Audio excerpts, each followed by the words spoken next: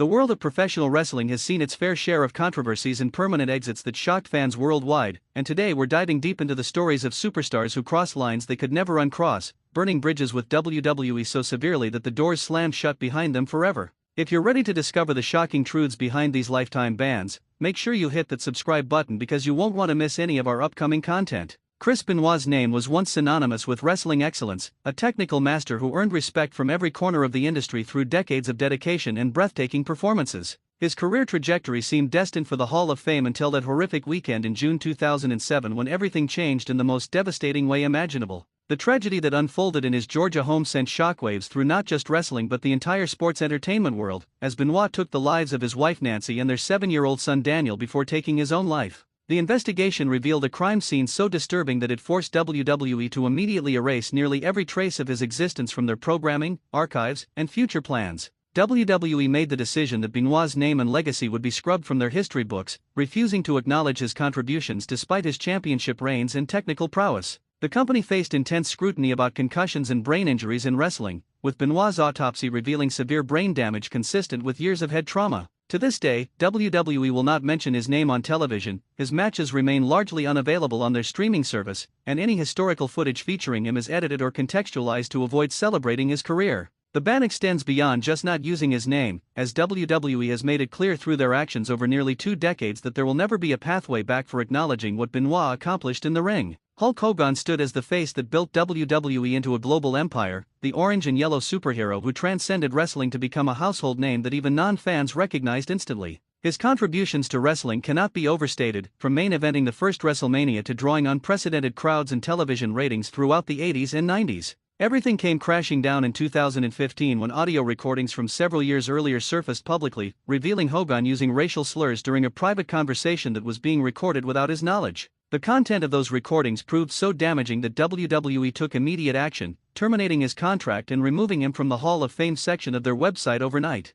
For 3 years, Hogan existed in wrestling purgatory as WWE distanced themselves completely from the man who had been instrumental in their success. His merchandise disappeared from stores, his images vanished from promotional materials, and his name became taboo on WWE programming. The reinstatement in 2018 came after Hogan reportedly met with WWE talent and executives to apologize and discuss his actions, though the decision to bring him back generated significant controversy among fans and wrestlers alike. While Hogan has made sporadic appearances since his reinstatement, his relationship with WWE remains complicated and strained compared to the legendary status he once held. The incident serves as a reminder that even the biggest stars are not immune to consequences when their actions clash with corporate values and public expectations. Jimmy Snuka was a pioneer who revolutionized high-flying wrestling during an era when few dared to leave their feet, earning legendary status for his fearless leaps from the top rope. His Superfly Splash became one of the most iconic finishing moves in wrestling history, inspiring generations of aerial artists who followed in his footsteps. Behind the spectacular athleticism lurked a dark cloud that hung over Snuka's legacy for decades, stemming from the suspicious death of his girlfriend Nancy Argentino in a Pennsylvania hotel room in 1983.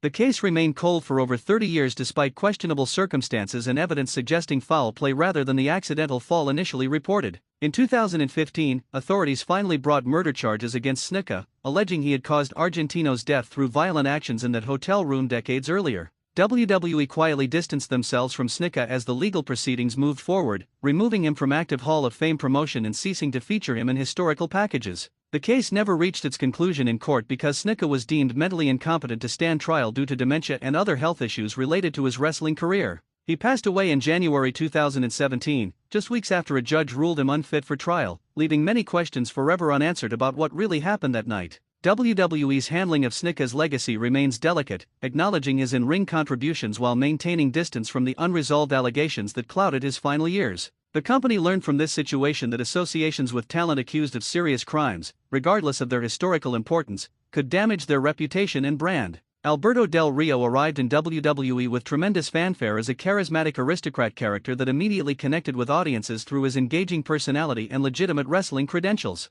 His multiple championship reigns and high-profile feuds established him as a main event talent capable of carrying major storylines. Del Rio's relationship with WWE became tumultuous through multiple departures and returns, with his first exit in 2014 coming after he slapped a social media employee who allegedly made discriminatory remarks toward him. He returned in 2015 for another run that lasted less than a year before his release in 2016 amid allegations of domestic violence from his then-girlfriend, which WWE cited as a violation of their wellness policy. After leaving WWE, Del Rio's life spiraled into increasingly serious legal troubles with multiple arrests and allegations of violent behavior toward romantic partners. In 2020, he was arrested on charges including sexual assault and kidnapping following disturbing allegations from a woman who claimed he held her against her will and assaulted her over several hours. Additional accusations surfaced from other women claiming patterns of abusive and violent behavior spanning years. WWE made it abundantly clear through their complete silence regarding Del Rio that his bridges with the company were permanently demolished.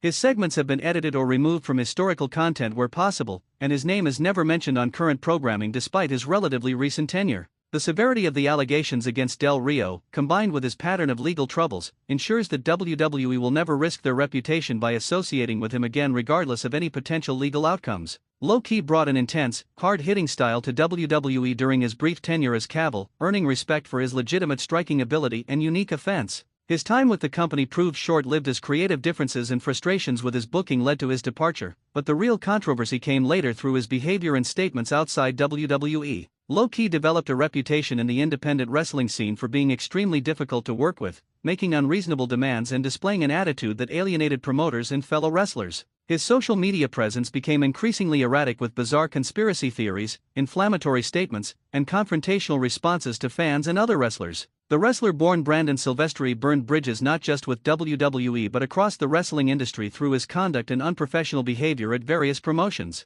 He made disparaging comments about WWE's business practices, insulted other wrestlers publicly, and developed such a negative reputation that major promotions stopped booking him despite his in-ring abilities. WWE has shown zero interest in ever bringing Low-key back despite occasionally featuring other independent wrestlers he once competed alongside. His situation demonstrates that being talented in the ring is not enough if your behavior outside the ring makes you a liability that companies want to avoid. The permanent ban is less about one specific incident and more about an accumulated pattern of burning every bridge and alienating every potential employer through years of problematic conduct. The wrestling industry operates under a spotlight that makes every action and word subject to scrutiny, and these superstars learn the hard way that some mistakes and actions carry permanent consequences that no amount of talent can overcome. These stories remind us that the characters we see on screen are portrayed by real people whose choices outside the ring can end careers and destroy legacies built over decades. WWE's willingness to erase even their biggest stars from history when circumstances demand it shows how seriously the company takes protecting their brand in an era of increased corporate responsibility and public accountability.